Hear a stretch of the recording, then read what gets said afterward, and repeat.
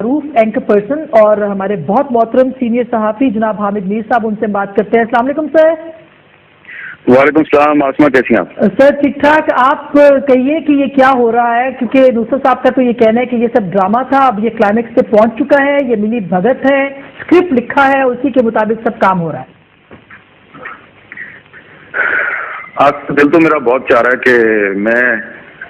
کافی ساری باتیں کروں، لیکن اس وقت صورتحال ایسی ہے کہ میری نظروں کے سامنے بہت سے بچے جو ہیں، معصوم بچے، 2 ماہ کے، 3 ماہ کے، 6 ماہ کے، 3 سال کے، 4 سال کے چہرے گھوم جاتے ہیں، جو میرے سامنے آج بارش میں بھیگ رہے تھے اور سردی سے ٹھٹر رہے تھے، اور ان کی مائیں بھی ساتھ میں ٹھٹر رہی تھیں۔ تو میں تو یہ چاہتا ہوں کہ یہ جو بھی ہے، یہ ڈرامہ ہے یا ملی بھگت ہے، یہ ختم ہو جائے۔ لیکن ایک چیز کا مجھے بہت افسوس ہوا ہے، اتنا افسوس مجھے ساری زندگی میں کبھی نہیں ہوا، کہ مسلسل 3-4 دن سے ہم سن رہے تھے کہ یہ مارکہ حق و باطل ہے، یہ حضرت امام حسین کے پیروکاروں اور یزیدی قوت و لڑائی ہے۔ اب آپ دیکھیں، میں کیا کہوں، حضرت امام حسین کے جو پیروکار تھے وہ یزیدی قوتوں کے نمائندوں کے ساتھ مذاکرات کر رہے ہیں، تو یہ کس قسم کی کربلا ہے؟ تو بس میں زیادہ بات نہیں کرنا چاہ رہا، کیونکہ بار بار کہا گیا تھا،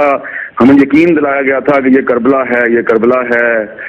تو اب دیکھیں، کربلا میں تو یہ کچھ نہیں ہوا تھا، اور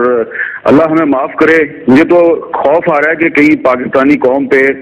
ہمارے ملک پہ کوئی عذاب نازل نہ ہو جائے، کیونکہ جس بے ایمانہ اور جس ظالمانہ انداز میں ہم اپنی ہسٹری کو اور اپنے جو انتہائی واجب الاحترام بزرگ ہیں ان کے نام کو ہم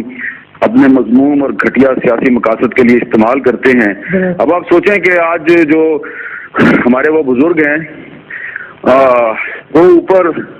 بیٹھ کے کیا سوچ رہے ہوں گے کہ کس قسم کے الزامات لگائے گئے تھے، اور ذرا جو اپنی نوجوان نسل ہے اس کے بارے میں سوچیں۔ وہ سوچ رہے ہوں گے کہ یہ تھوڑی دیر پہلے کہہ رہے تھے کہ یہ یزید کے ساتھ ہماری لڑائی ہے، فرعون کے ساتھ، نمرود کے ساتھ، اور اب ان کے ساتھ بیٹھ کے مذاکرات ہو رہے ہیں۔ تو گزارش صرف اتنی ہے کہ ان لوگوں کو چاہیے کہ سیاست جب بھی کریں تو سیاست میں مذہب کو نہ لائیں، انبیاء کرام کے نام نہ لے کے آئیں، صحابہ کرام کے نام نہ لے کے آئیں، حضرت امام حسین کا نام نہ لے کے آئیں۔ جو کربلا بپا ہونی تھی وہ ایک ہی دفعہ بپا ہوئی تھی، اس کے بعد اس طرح کی قربانی جو ہے وہ شاید قیامت تک کوئی دوسرا نہیں دے سکتا۔ تو حسین کا پیروکار بننے والے جو ہیں وہ اپنا گلا کٹوا دیتے ہیں، وہ یزیدی قوتوں کے ساتھ بیٹھ کے مذاکرات نہیں کرتے۔ تو میں زیادہ بات نہیں کرنا چاہتا، میں صرف ایک آخری سر ایک بہت دکھی ہے جی میر صاحب، تھینک یو سو مچ، آپ نے ہمیں جوائن کیا۔ میرا خیال ہے آپ اگر ہمارے ساتھ موجود نہیں ہیں تو ایک سوال اور رہ گیا تھا، نہیں ہے؟ جی آپ سوال کر لیں سر، آخری سوال یہ کہ میڈیا کے کردار کے اوپر بڑے سوال اٹھائے جا رہے ہیں، کیا ہمیں 4 گھنٹے اس آدمی کو ہیرو بنا کے پیش کرنا چاہیے تھا، اس کو سامنے رکھنا چاہیے تھا یا نہیں کرنا چاہیے تھا؟ دیکھیں آسما، یہ ایک ایسا سوال ہے کہ جس کا جواب ہر صحافی کو، ہر اینکر پرسن کو اور ہر ٹی وی چینل کا جو مالک ہے اسے اپنے آپ سے ضرور پوچھنا چاہیے کہ آپ نے 4 گھنٹے تک جس شخص کی تقریر سنوائی ہمیں، اب دیکھیں وہ آخر میں وہ کیا اینڈ رزلٹ کیا ہے، اور وہ مذاکرات کر رہا ہے انہی کے ساتھ جن کو وہ کہہ رہا تھا کہ یہ فرعون اور نمرود کے نمائندے ہیں۔ تو اچھی بات ہے، ٹھیک ہے، مذاکرات سے مسئلہ حل ہو گیا ہے، لیکن دیکھیں نا، یہ تو سیاست ہو رہی تھی نا، یہ مارکہ حق و باطل تو نہیں تھا، نہ ہی یہ حضرت حسین کی اور یزید کی لڑائی تھی، سیاست ہو رہی تھی۔ تو سیاست کو صرف سیاست سمجھ کے کیا جانا چاہیے، اور اس میں جو میڈیا کا کردار ہے وہ مجھے تو اس کے کافی سارے میرے تحفظات ہیں، اور خاص طور پہ آپ دیکھیں کہ کچھ جو اینکر پرسن جو صحافی نہیں ہے اور جو آمرانہ حکومتوں کے دور میں وزیر بن جاتے ہیں، وہ لوگ تو کھلم کھلا طاہر القادری کی اندھا دھند حمایت کر رہے تھے، اور ان کی حمایت جو تھی وہ ہمارے لیے اس لیے رحمت کا باعث بنی کہ ہمیں پتہ چل گیا کہ طاہر القادری کے پیچھے کون سی قوتیں ہیں، اور ہم خبردار ہو گئے، کیونکہ ہماری صفوں میں کچھ ایسی کالی بھیڑیں ہیں کہ جب وہ کسی کی حمایت کرتی ہیں تو ہمیں پتہ چل جاتا ہے کہ ان کی حمایت کے پیچھے کون سے چہرے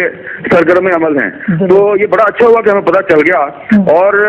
میرا یہ خیال ہے کہ آسما جو میڈیا کی اکثریت ہے، ٹی وی چینلز میں جو لوگ پروگرام کر رہے تھے آپ سمیت، اکثریت جو ہے اس نے طاہر القادری صاحب کی الگ حمایت نہیں کی۔ جو ان کے مطالبات ایک 2 جائز تھے اس کو کہا کہ یہ جائز ہیں، जो नाजायज थे और गैर आईनी थे उनको गैर आईनी भी कहा, लेकिन कुछ लोग एक्सपोज हो गए हैं। लेकिन बहसीयत मजमूई ये भी साबित हो गया है कि हमारा कोई कोड ऑफ कंडक्ट नहीं है, हमारा कोई ज़ाब्ता अखलाक नहीं है। कोई भी शख्स अकायद की बुनियाद पर कुछ लोगों को ज़हनी तौर पर यरगमाल बनाता है, नजरियाती तौर पर यरगमाल बनाता है। 10-15 हज़ार लोग कोई भी पाकिस्तान की बड़ी पॉलिटिकल पार्टी या कोई भी दीनी तंजीम जो है वो इस्लामाबाद में इकट्ठी कर सकती है। आज आपने ताहिर कादरी के साथ मुज़ाकरात किए हैं एक बंकर में, बुलेट प्रूफ बंकर में, कल को कोई और भी ऐसा करेगा। अब आपने रवायत कायम कर दी है, हो सकता है कि आज हम इस सारे तनाज़े से अपनी जान छुड़ा लें, लेकिन अब ये एक रवायत डाल दी गई है और अब आप देखिएगा कि आइंदा भी इस किस्म के आपको मिसालें देखने में मिलेंगी। कोई भी तंजीम जिसने रियासत को या हुकूमत को ब्लैकमेल करना होगा वो इसी तरह 15-20 हज़ार आदमी लाएगी और मीडिया जो है अगर उसके पास कोई ज़ाब्ता अखलाक ना बना तो वो भी इसी तरह इन लोगों के हाथों में इस्तेमाल होगा